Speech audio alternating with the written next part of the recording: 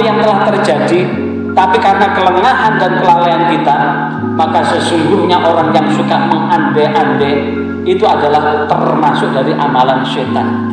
Makanya kemarin disebutkan ada dua hal yang kebanyakan manusia tertipu, adalah orang yang sehat dan orang yang punya kesempatan.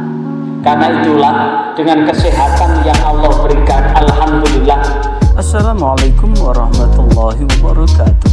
Salam jumpa dengan Suluh Berkah Channel.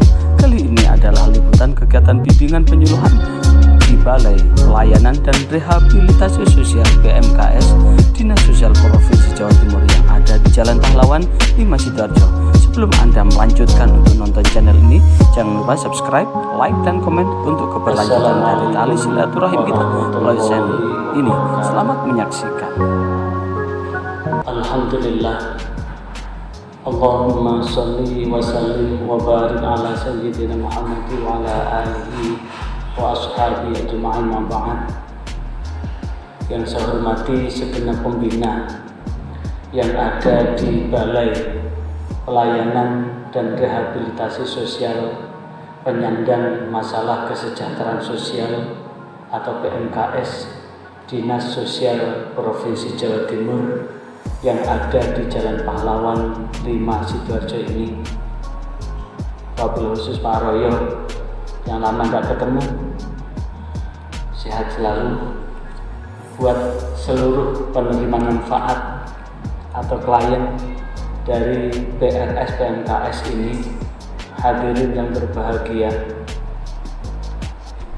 Pindah sini, semuanya pindah sini.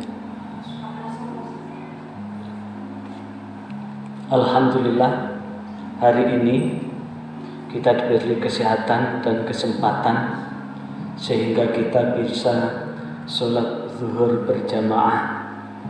Sekali lagi alhamdulillah, kita dikasih kesehatan dan kesempatan sehingga kita bisa sholat zuhur berjamaah. Sehingga kita mudah-mudahan dengan kita sholat zuhur di tepat waktu, di awal waktu, saat dikumandangkan azan di awal waktu, kemudian kita lanjutkan dengan sholat jamaah zuhur ini, menjadi salah satu ikhtiar kita di dalam rangka menggapai ridha Allah Subhanahu wa Ta'ala, menjemput fadilah-fadilah Allah Ta'ala, sehingga fadilah zuhur ini betul-betul Allah curahkan. Salah satu fadilah zuhur itu sebagaimana yang dijanjikan oleh Rasulullah, man sholla arba'ati qabla man sholla arba'an qabla zuhri wa arba'atin ba'dahu harramallahu 'alan nar.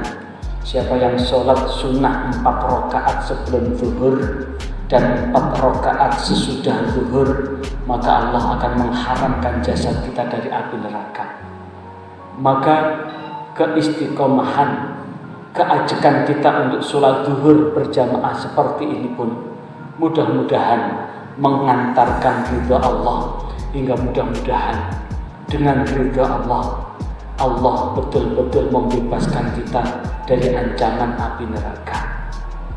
Pada kesempatan ini saya akan menyampaikan kultum atau ceramah sesudah sholat zuhur berjamaah ini dengan mengambil hadis Rasulullah yang kita kasih judul bahwa Allah mencintai orang beriman yang kuat daripada orang beriman yang lemah.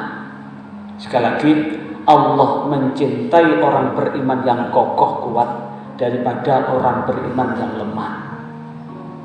Rasulullah SAW sebagaimana hadis yang diriwayatkan oleh Imam Muslim, sahabat Rasulullah SAW yang meriwayatkan dari Rasulullah ini adalah Abu Hurairah.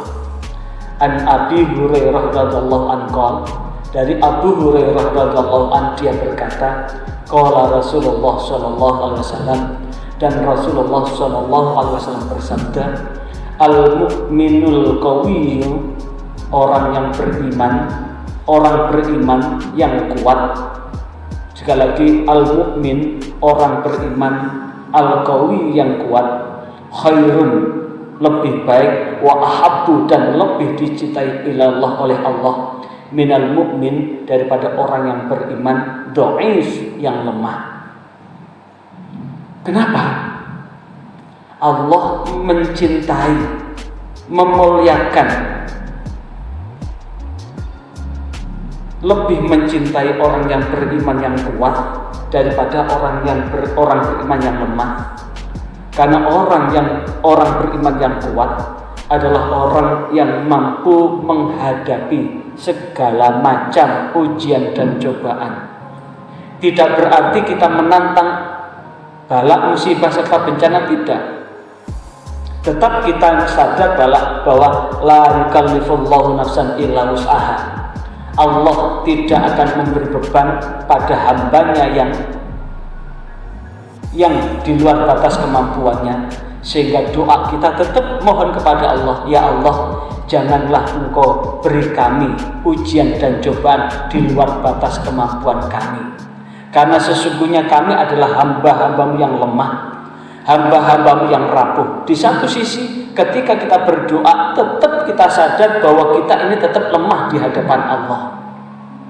Karena kita tetap lemah di hadapan Allah, maka kita tetap merendah, menghibah, tadarruk, tawadhu, dan khufyah. Betul-betul DP kepada Allah untuk senantiasa mengharapkan ridha Allah. Khufyah adalah takut manakala kita berdoa ini tidak diterima oleh Allah.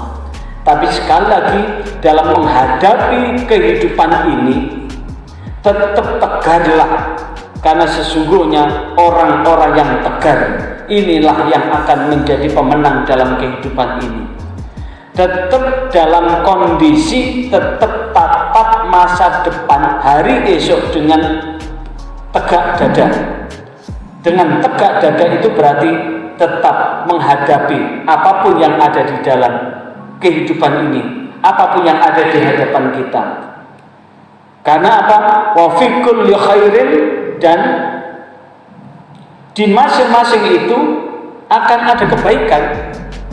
Wa fi kulli khairin, akan tetapi pada diri masing-masing itu masih tetap ada kebaikan. Pada orang beriman yang lemah ada kebaikan. Lebih baik lagi kalau ada orang beriman yang lebih kuat lagi.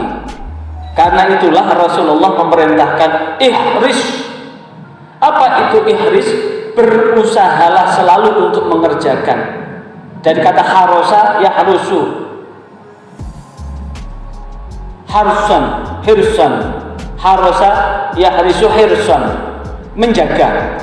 Kalau kemudian ada fi'il ihris, jagalah, berusahalah untuk mengerjakan. Kalau ihris ala berarti netepi usaha dengan perbuatan yang betul-betul mampu menjaga diri kita. Ala ma yanfa'uka, atas apa yang bermanfaat buat kita semua. Berarti orang beriman yang kuat itu akan mampu menjaga dan mengerjakan semua kebaikan-kebaikan, akan mampu menjaga semua hal yang bermanfaat buat kita semua. Apa yang bermanfaat? Bekerja bermanfaat, menjaga kebersihan bermanfaat, menjaga kebugaran bermanfaat, mengikuti program terutama penerima manfaat di balai ini. Seluruh program-program yang telah ditetapkan oleh pembina tetap dilakukan. Itulah yang kemudian disebut berusaha untuk selalu mengerjakan apa yang berguna bagi kita semua. Wasta'in billah, dan mintalah pertolongan kepada Allah, wala ta'jaz, dan janganlah engkau menjadi orang yang lemah. Di satu sisi kita tatap kehidupan kita, tetap mohon pertolongan kepada Allah, karena sesungguhnya hari esok kita tidak tahu. Tapi wala ta'jaz, jangan menjadi orang yang lemah. Orang yang lemah itu adalah orang yang gampang putus asa, gampang nyeklek, gampang rontok semangatnya. Fa idza asabaka syai'un, dan apabila ditimpakan kepadamu sesuatu, fala taqul, jangan engkau sampai berkata lau anni fa'altu kana kadza wa kadza. Dan jangan sampai kita berkata ketika kita ditimpakan sebuah keburukan, sebuah musibah, sebuah bencana, atau sesuatu yang tidak mengenakan, sampai ngomong, wah, andaikan saya kemarin begini, maka tidak akan terjadi begini. Misalkan di tengah-tengah orang memperoleh, misalkan yang biasa tanaman di situ siapa? Yang nanam Wawan. Misalkan ada 2 orang, Wawan sama siapa begitu. Wes, andaikan kemarin saya juga nanam kayak Wawan seperti itu, kayak Mas Wawan begitu, maka sungguh saya sudah akan mendapatkan hasil yang seperti apa yang diterima oleh Mas Wawan. Kita tidak boleh ngomong begitu, karena apa? Setiap orang punya kesempatan untuk berusaha. Ketika terjadi sesuatu kerugian, ketika terjadi sesuatu yang tidak mengenakan, kita tidak boleh mengandai-andai. Andaikan aku begini, niscaya akan terjadi begini. Itu adalah basi namanya. Walakin, akan tetapi, kul, katakanlah, qaddarallahu ala ma syaa fa'al. Qaddarallah, Allah telah menakdirkan, wa ma syaa, qaddarallahu, Allah telah menakdirkan, wa ma syaa fa'al, dan termasuk Allah sudah menakdirkan, dan apa saja yang Allah kehendaki itu pasti terjadi. Jadi segala sesuatu yang terjadi sudah takdir Allah. Kemudian tidak ada celah kita untuk mengandai-andai, andaikan dan andaikan. Karena sesungguhnya orang yang paling celaka adalah suka mengandai-andai. Fa inna law tahu, apabila kita kemudian membuka perbuatan dengan andai-andai, maka itu adalah amalan syaitan, merupakan bagian dari amalan syaitan. Orang yang mengandai-andai terhadap sesuatu yang mestinya terjadi atau yang telah terjadi, tapi karena kelengahan dan kelalaian kita, maka sesungguhnya orang yang suka mengandai-andai itu adalah termasuk dari amalan syaitan.